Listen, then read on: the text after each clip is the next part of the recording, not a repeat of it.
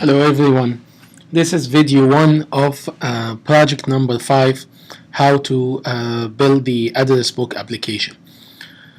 So let's take a look at what's the requirement of this project. It says that the user develop an app to store contact information,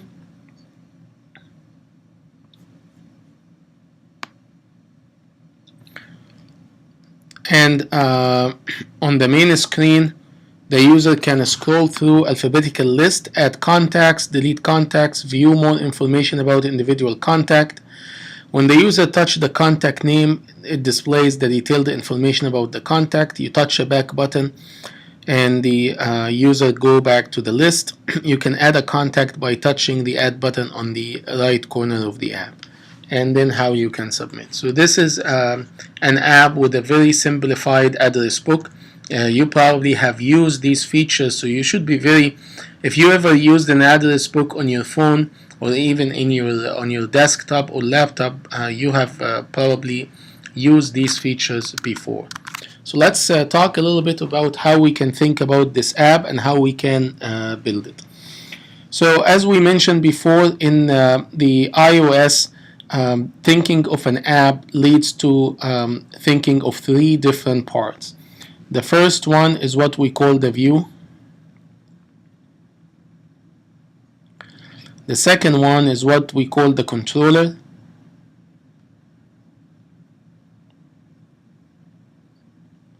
And the last one is what we call the model. Actually, the model view controller is very common design pattern. By this I mean many apps that you would like to design can be divided or can be thought of or as the interaction of 3 primary responsibility: a responsibility of a view, a responsibility of a controller, and a responsibility of a model. So what's the responsibility of the view? The view is responsible for the look and feel of the app, what the app will look like. How many screens should the app have? What component should be on the app? What components, what user interface component should you have on the app? Whether it's something you create, it's something in the library, it's custom components that you will buy, and how the user interacts with the app and what events do they generate, what events you want the app to respond to. These are the responsibility or the parts of a view.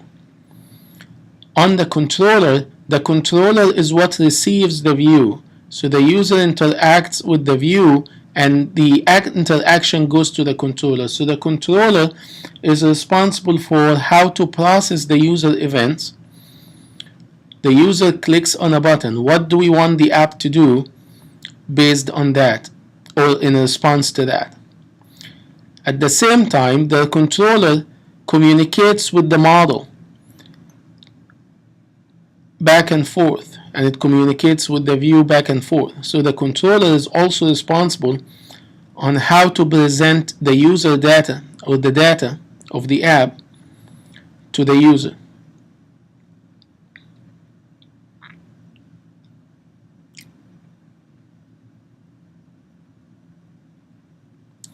The model is the encapsulation of the data. What the data look like, what data do we need to have, and how to organize and structure that data.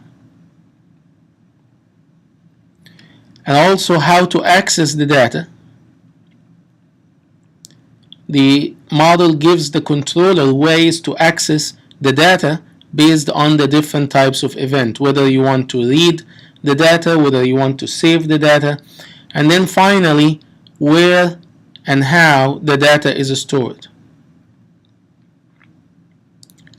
Is the app storing the data externally? Is it storing the data internally? Is it storing the data permanently?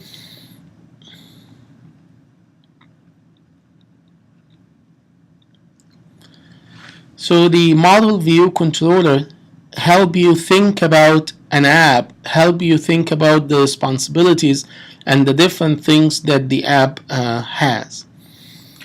So for our address book application, how we can apply this model view controller pattern and come up with the design and then later the implementation of our app. Let's start with the view.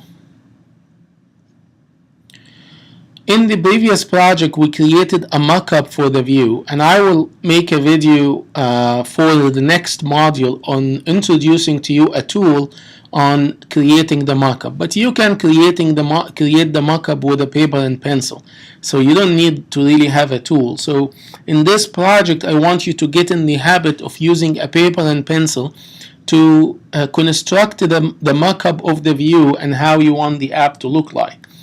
So the instructions give you some ideas of what we want the app to look like. It says the user opens the app and they come with a view, and this view gives the user a list of contacts. So we can call this the contact list view. This is the main view according to the user, and that view is divided in rows. So first there's the navigation, and then you have rows.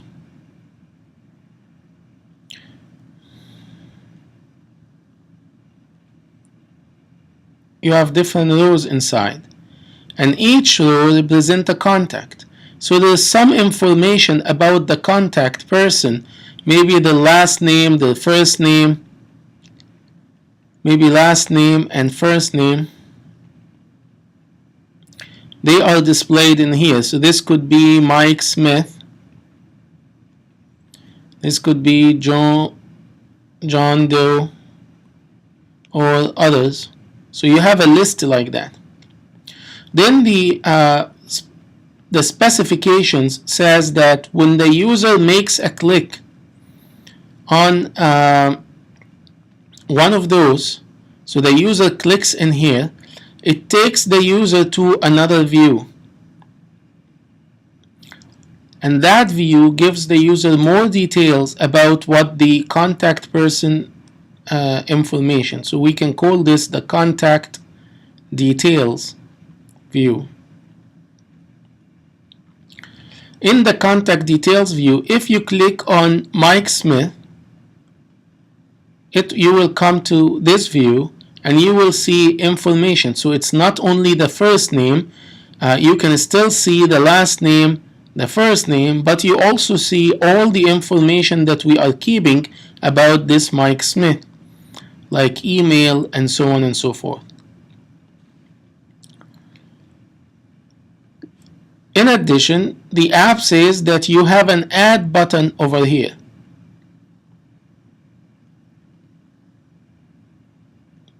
When the user click on the add button, they go to another view to add a new contact. So this other view is, we can call this the add new contact view. In the add new contact, it's very similar to the contact details, except that it does not display the view, but the user types the information that we want to save. Then the user will have a button here to save the contact and a button here to cancel. And when the user click the add button, they come to this view. So what I have here is a mock-up of what this app would look like, how many screens it should have, and how do we move from one screen to the other. There are two events and there are components. So there are bar button components, there are text fields, there are labels in here, and this is the new one that we have rows, and this is the table view controller that we will use for this one, and we're actually going to use it for all of them since our goal is to introduce what the table view controller will look like. So we identified the events, two events: hitting the button, come here, cancels, save, brings you back and adds, and click here, displays, and there would be a backup a back button that will take the user back to the main when the user click the back. Alright, so that is the view. So how about the controller? Each one of those views is attached to a controller. So we can make a similar diagram that says I'm going to have 3 controllers. Every view will have a controller. So there is a contact list view controller. There is an add new view controller. These are the classes that we create and attach to our screen. And you guys have done that for all the projects we did so far. And then the contact detail view controller. Inside each one of those controllers, there are modules and there are properties. So you will define properties and you will define modules in order to respond to the different events. So some of these will be properties that are outlets, some of them will be instance variable that you create, some of the modules will be lifecycle modules like the view did load, or will be modules you create to respond to events like when the user clicks a button you connect to a module, or a module that you create just to organize your program and its features, and it is called from within some of the other modules. And this comes automatically. We have done this and will continue to do. So this is the controller. Creating the controllers and managing the view are things that are not new to you. It's different. It's a different problem, different app, but you have seen these and have done it before. Now, what is new in this project to you is thinking about the model. And the model is the data. What would the data look like? In the past, we have used what we call primitive and non-primitive data.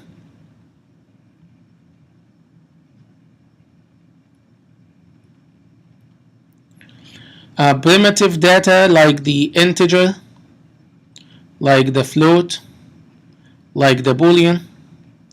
Non-primitive data like the NS string, the NS array, and the NS integer if we used it sometime, the UI button, the UI label, the NS user default. All of these we have used before, and they are used to represent data or memory. All of these are storage in memory that are what we call dynamic, non-persistent. It goes in memory when the app closes. When you shut down the app, this data, whatever you put in memory for this app, goes away with the app. But also we were fortunate that our data was not complex. Our data was what we call single data. Like data is integer or float or boolean, and that was it. But let's try to think about the contact. What kind of data is the contact? Well, a contact is made out of multiple things. The contact has a first name. The contact has a last name. The contact has an email. The contact has a phone. It could have an image, could have an address. There could be many things in the contact. Each one of those is one of those data types. So for instance, the first name could be an NS string type. Last name could also be an NS string type. Likewise the email, likewise the phone, the image, could be a UI image type. The address could be an NS string type, and so on. So what we come up with a situation here is that our problem calls for one data item that is an non-homogeneous collection of items. The reason I said that is we know how to create a collection. We use the NS array type, but the NS array type takes data that are homogeneous. Either everything is an NS string, everything is an integer, everything is a float. They all have to be exactly the same. But what you have in contact here is a collection of things that are different. So how can we represent this data? So the representation of this data is through a class. You guys have used a class. A class is a module that contains attributes or properties and functionality or features. A class also represents a concept. As an example, we learned about the view controller class. What is the view controller class? It represents the concept of the view controller. Every time we added a screen, we added a class, and we said that this class represents that screen, and it is the view controller of that class.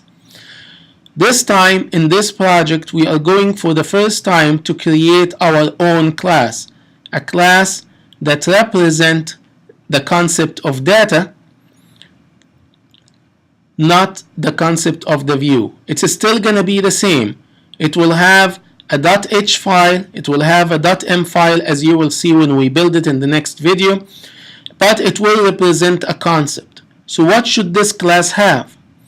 Meaning, what types of data should be included in this class, what kind of attributes should the class have, and what kind of functionalities should the class have. You answer the question, what represents this class or this concept, the concept that the class represents, and what does this concept do?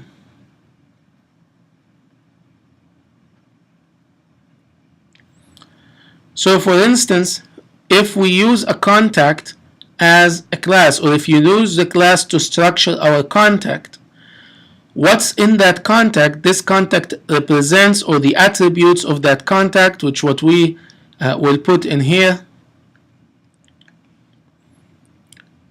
The attributes, we can say it's the first name, we can say it's the last name, we can put the email, and we can put many things. I will just stay with those for the sake of the time. And this one will be an NS string, this one will be an NS string, this one will also be an NS string. And what does the contact do? The contact can initialize its attributes. So you can initialize a contact. You can also do other things, but for now, this is probably going to be everything that this contact will do. So the contact class will represent the contact concept in our app, which will most likely have the information needed for the contact detail view. So how do I represent the full list of contact list?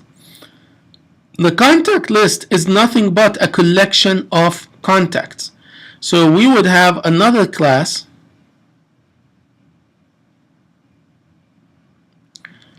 and we can call this other class data controller or data source,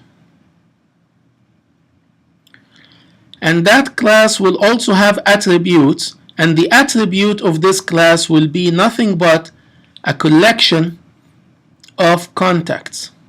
So we can call this contacts, and this contact is an NS array out of contact. So this contact is connected to this class and represent a collection of contacts.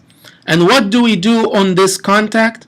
We do the same thing. You guys, if you remember in project number 2, we created a data controller or a data source before. We did this for the picker view. So what do we need here? We need a count. So we need to get a count. How many contacts do we have? Because in the table view, this is how many we will represent. We need to return a contact at index. So when the user click on the second contact on the list, we need to have a functionality or a message that returns that contact. And we need to add contact. So when the user creates a contact, you're able to add that contact.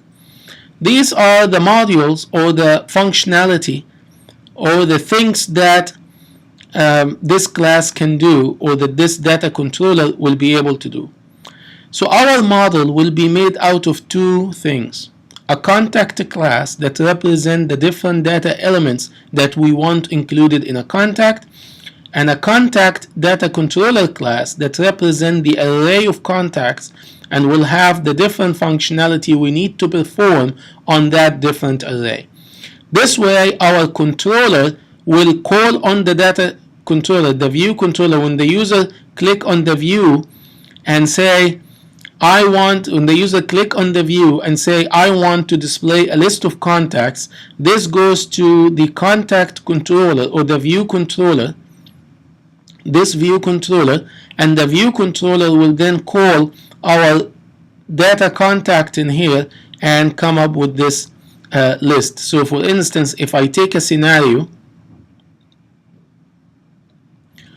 and that scenario, or in other words, sometimes we call this a use case, and we say the scenario is the user request the contact list view. This is going to happen when the app loads in our case, because this is the main view. What happens in here? So we have our user here, and the user will send the request and say, I want to display the view, the list. This will first go to the main view, the list view, and the list view will pass this on to the list view controller.